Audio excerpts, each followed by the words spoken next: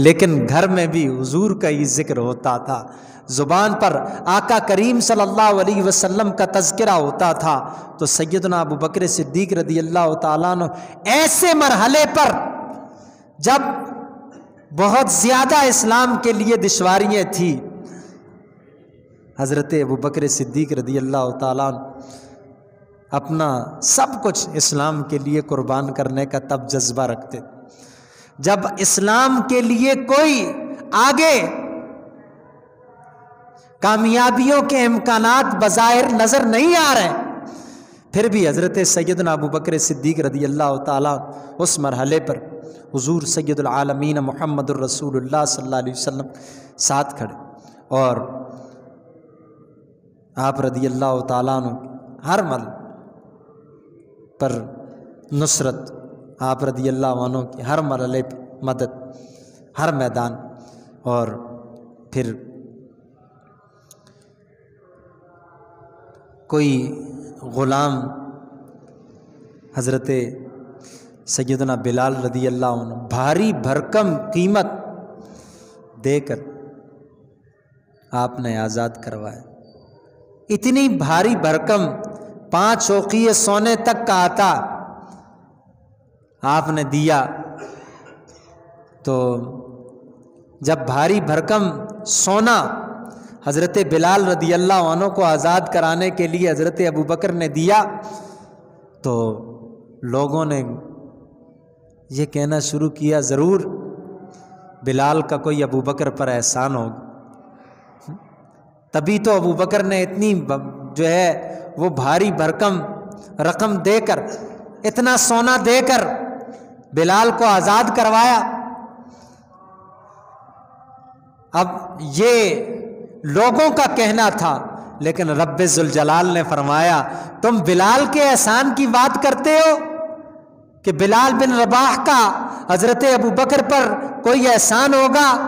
ابو بکر کا مقام تو یہ ہے، ابو بکر کی عزت و شرافت تو یہ ہے، ان کی عظمت تو ایسی ہے، وَمَا لِأَحَدٍ عِنْدَهُ مِن نِعْمَةٍ تُجْزَىٰ، کسی ایک کا کوئی ابو بکر پر ایسا احسان نہیں کہ ابو بکر کو اس کا بدلہ دینا، کسی ایک کا بھی احسان نہیں کہ ابو بکر اس کا بدلہ چکائیں، اس کا معاوضہ دیں، إِلَّا ابْتِغَاءَ وَجْهِ رَبِّهِ الْأَعْلَىٰ۔ ہم تو کہتے ہیں اللہ کی رضا کے لیے دیا ہے، خود بندہ کہے تو وہ بات نہیں، دوسرے کہیں کہ اللہ کے لیے کیا ہے، رب کی خوشنودی کے لیے کیا ہے، وہ معاملہ نہیں۔ مقام ابو بکر یہ ہے، عظمت ابو بکر یہ ہے کہ رب ذوالجلال خود فرماتا ہے کہ ابو بکر نے یہ جو انفاق کیا ہے إِلَّا ابْتِغَاءَ وَجْهِ رَبِّهِ الْأَعْلَىٰ،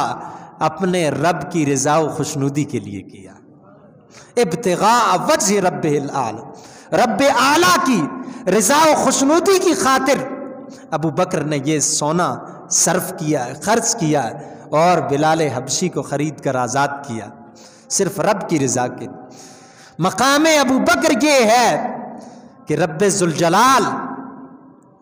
ان کے اخلاص، ان کی للہیت، ان کی حسن نیت کی خود گواہی ارشاد فرماتا ہے، اور یہ رب کی طرف سے گواہی، عظیم عظمت سیدنا ابو بکر صدیق رضی اللہ عنہ۔ اور پھر فرمایا وَلَسَوْفَ يَرْضَىٰ، رب بھی ان قریب ان سے راضی ہو، جو انہوں نے کیا ہے تو ایسا نہیں کہ رب انہیں محروم رکھے گا، بلکہ رب ذوالجلال بھی ان قریب ان سے راضی ہو، اور رب تو سیدنا ابو بکر صدیق رضی اللہ عنہ پر راضی ہو۔ میرے آقا صلی اللہ علیہ وسلم کی رضا و خوشنودی تو انہیں حاصل ہوئی۔ لوگ یہ چاہتے تھے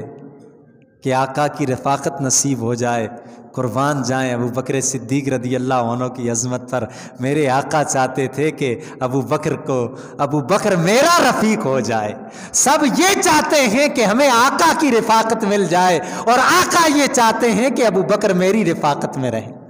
سب آقا کی رفاقت چاہتے ہیں، آقا کی مصاحبت چاہتے ہیں، آقا کی مجالست چاہتے ہیں، لیکن میرے آقا صلی اللہ علیہ وسلم یہ چاہتے ہیں کہ میرا اگر کوئی رفیق ہو تو ابو بکر میرا رفیق،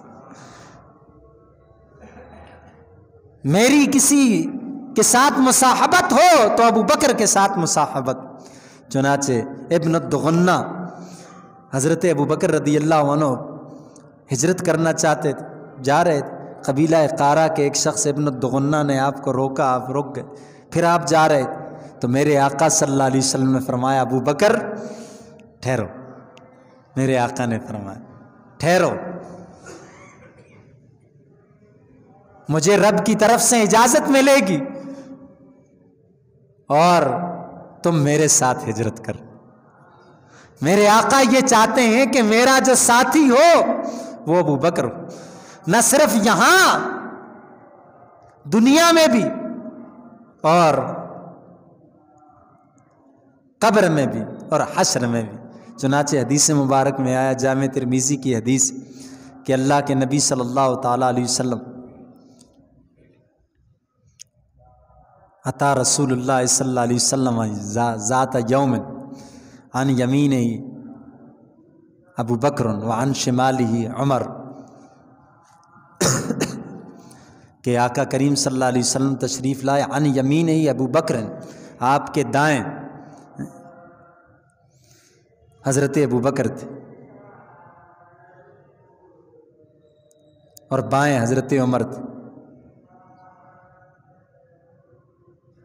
اور آقا کریم صلی اللہ علیہ وسلم وَيَدُ فی یدیہما،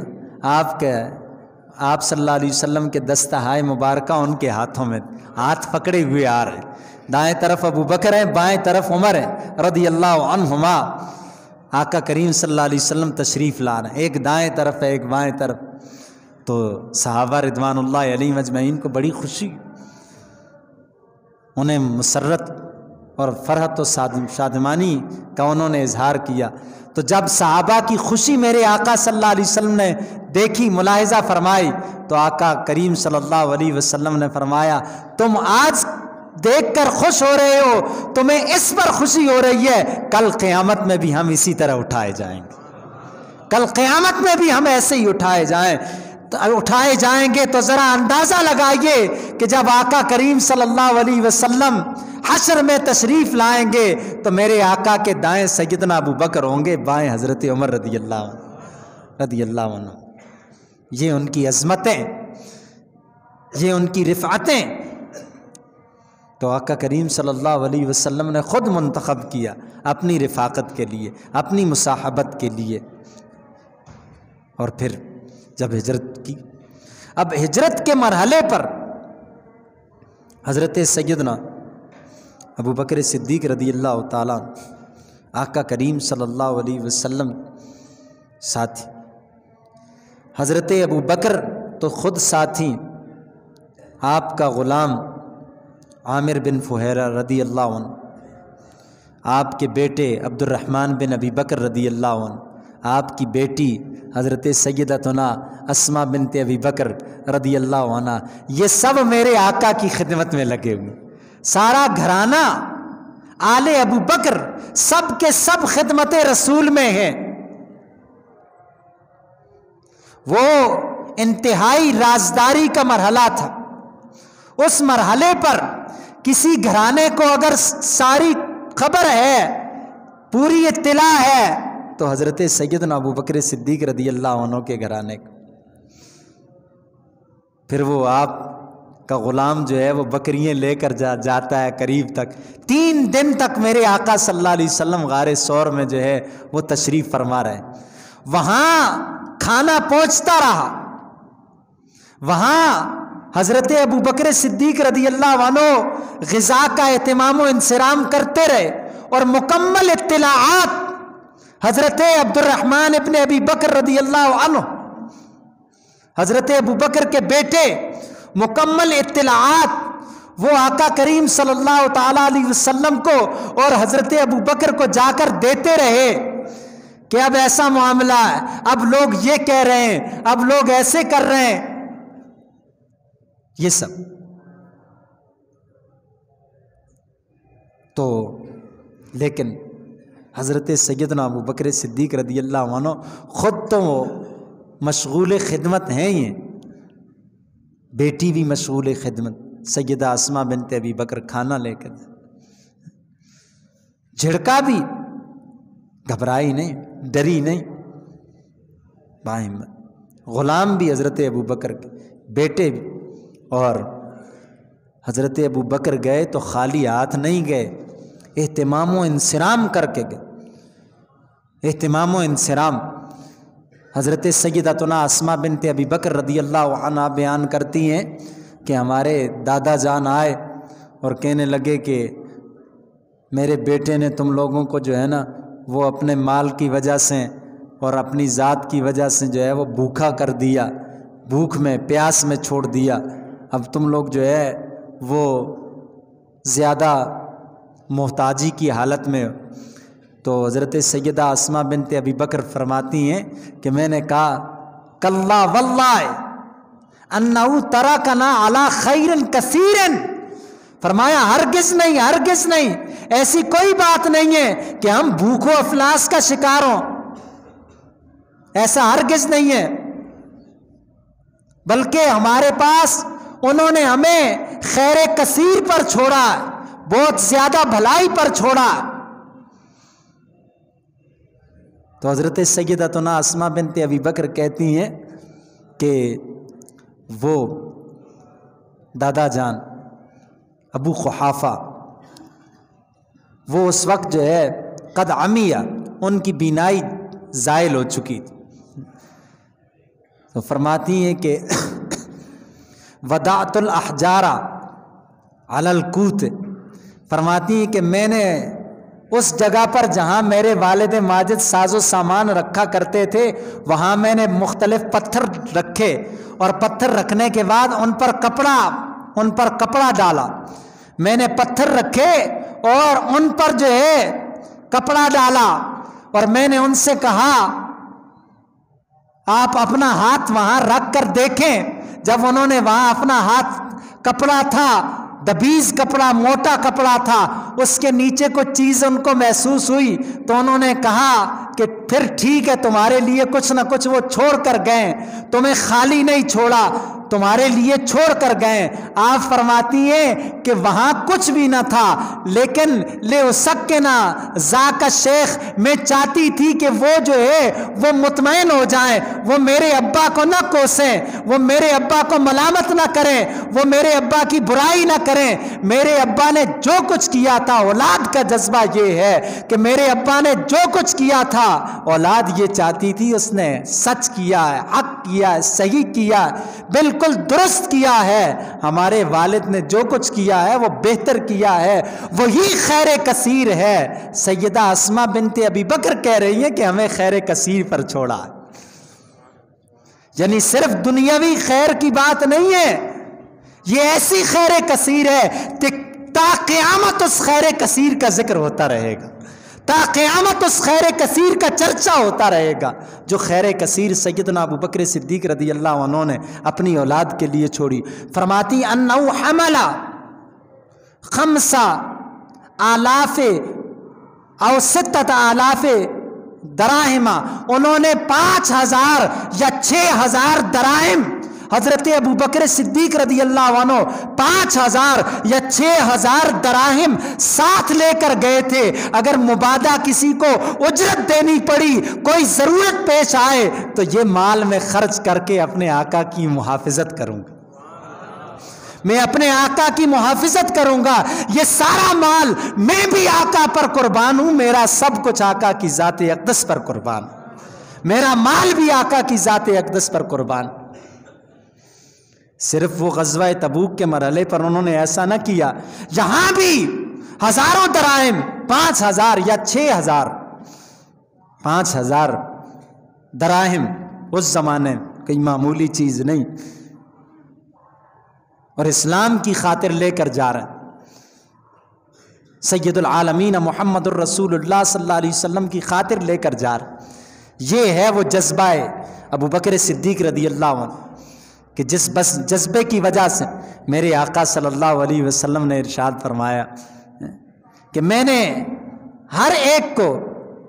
جس نے بھی احسان کیا، جس نے بھی نیکی کی، میں نے اس کی نیکی کا بدلہ چکا دیا۔ جس نے بھی اپنے تئیں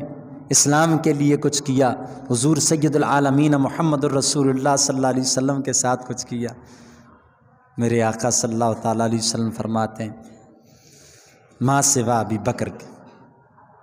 ما سوا ابی بکر کے، یہ ہیں سیدنا ابو بکر صدیق رضی اللہ عنہ، ما سوا ان کی نیکیوں کا بدلہ کل قیامت میں رب ذوالجلال خود انہیں عنایت فرمائے، خود رب ذوالجلال کل قیامت میں ابو بکر صدیق رضی اللہ عنہ کو بدلہ عنایت فرمائے۔ تو صحابہ رضوان اللہ علیہم اجمعین میں سب کی نیکیوں کا بدلہ، مکافات ہو گئی، برابر سرابر ہو گیا۔ آقا فرماتے اللہ کافیناو ما لأحد علینا یدن الا کافیناو، فرمایا جس کا ہمارے ساتھ کوئی معاملہ تھا ہم نے معاملہ برابر سرابر کر دیا، چکا دیا، نمٹا دیا، اس سے بہتر عطا کر دیا۔ الا ابا بکر، ما سوا ابو بکر، ما سوا ابو بکر۔ ابو بکر کا معاملہ ایسا ہے کہ میرے آقا امام الانبیاء جنہیں رب ذوالجلال نے روئے زمین کے سارے خزانوں کا مالک بنایا، جنہوں نے فرمایا اوتیت مفاتیح خزائن الارض وبیدی مفاتیح خزائن الارض، میرے ہاتھوں میں اور مجھے عطا کر دی گئی روئے زمین کے سارے خزانوں کی کنجیاں۔ وہ فرماتے ہیں کہ ابو بکر کا بدلہ رہتا ہے، ابو بکر کا بدلہ رہتا ہے رضی اللہ عنہ وارضا، اور وہ بدلہ کل قیامت میں رب ذوالجلال انہیں عنایت فرمائیں گے۔ تو یہ ہیں حضرت سیدنا ابو